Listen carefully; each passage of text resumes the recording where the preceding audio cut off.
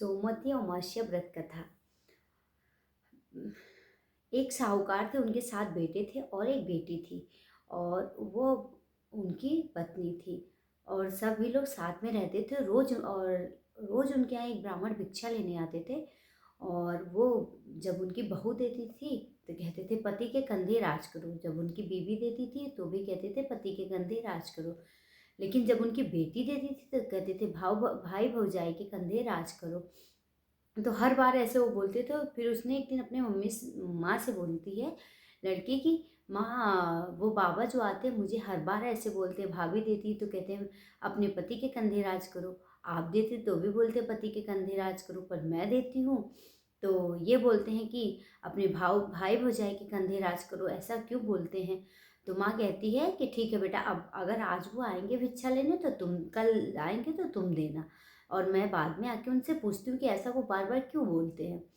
तो दूसरे दिन जब ब्राह्मण भिक्षा लेने आते हैं तो कहते हैं, जैसे वो भिक्षा देती है तो कहते हैं कि अपने भाई भौजाई के कंधे राज करो। तो माँ जल्दी से निकल के आती है, कहती हे ब्राह्मण देवता, आप बार बार ऐसा क्यों बोलते हो मेरी बेटी को, क्या मेरी भाई भौजाई के कंधे राज करो। तो बोलते हैं कि तुम्हारी बेटी के सुहाग नहीं लिखा है, सुहाग नहीं है तुम्हारी बेटी को। तो कहती है कि अच्छा इसका कोई उपाय बताओ, कोई उपाय हो तो बता दो। तो ब्राह्मण कहते हैं हाँ उपाय तो है, पर बहुत कठिन है। तो कहती हैं कि जो भी उपाय हो आप बताइए, मैं ज़रूर करूँगी। तो कहते हैं कि 7 समंदर पार सोना धोबिन रहती हैं, सोना धोबिन अगर इनको सुहाग दे दे तो ये तुम्हारी पुत्री सुहागन हो सकती है। तो कहती ठीक है, हम ज़रूर करेंगे। तो जो लड़की की माँ होती है वो अपने 6 पुत्रों से बोलती हैं कि बेटा अपनी बहन को लेके चला जा, क्योंकि ब्राह्मण देवता ने ऐसी ऐसी बातें बोली हैं तो इससे इसका सुहाग बच जाएगा। तो 6 बेटे मना कर देते कि नहीं मैं वहाँ नहीं जा सकता, लेकिन 7वां बेटा जो उनका होता है छोटा वाला, वो कहता ठीक है माँ मैं लेके जाता हूँ। तो दोनों भाई बहन निकल देते हैं। माँ सब उसको जो भी होता है बांध खाने पीने के लिए माँ देती है। तो दोनों भाई बहन निकल देते हैं, तो जाते हैं समुद्र के किनारे बैठते हैं थोड़ी देर। तो वहाँ ऊपर पेड़ पे एक चिड़िया का घोंसला लगा होता है और एक सांप चढ़ रहा होता है, उसका प्रयास कर रहा होता है ऊपर चढ़ के उसके अंडे बच्चे को खाने को। तो जब देखती है बहन तो कहती भाई देखो वो सांप कैसे चढ़ रहा है वो चिड़िया के बच्चे को खाने के लिए। तो भाई सांप को मार के उससे ढक देता, वहाँ कुछ टोकरी जैसी पड़ी होती है तो उससे ढक देता है। तब तक हंस हंसनी का जोड़ा आता है, वो उसे खून देख के वो डर जाता है कि मेरे मेरे बच्चों को इन्होंने मार दिया। कहता है आप तुम लोगों ने मेरे बच्चों को मार दिया, मैं तुम्हें नहीं छोड़ूंगा। दोनों बोलते हैं ऐसे।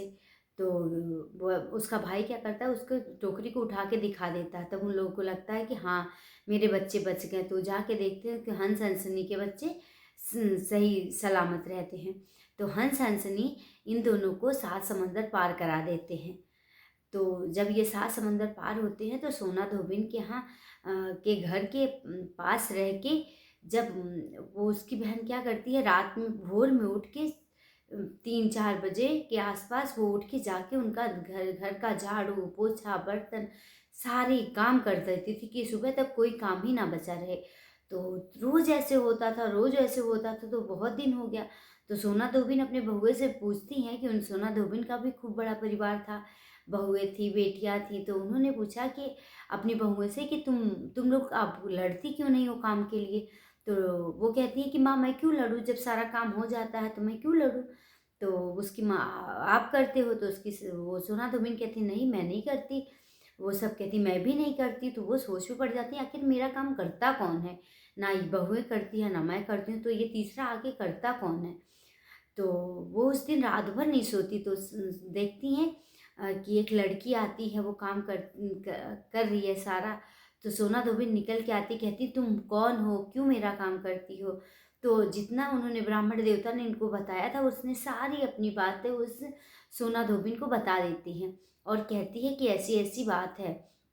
सोना धोबिन कहती है कि ठीक है अभी तो जाओ, जब तुम्हारी शादी तय होगी तब तुम आ जाना और तुम्हारी तब मैं आके तुम्हें सुहाग दूंगी।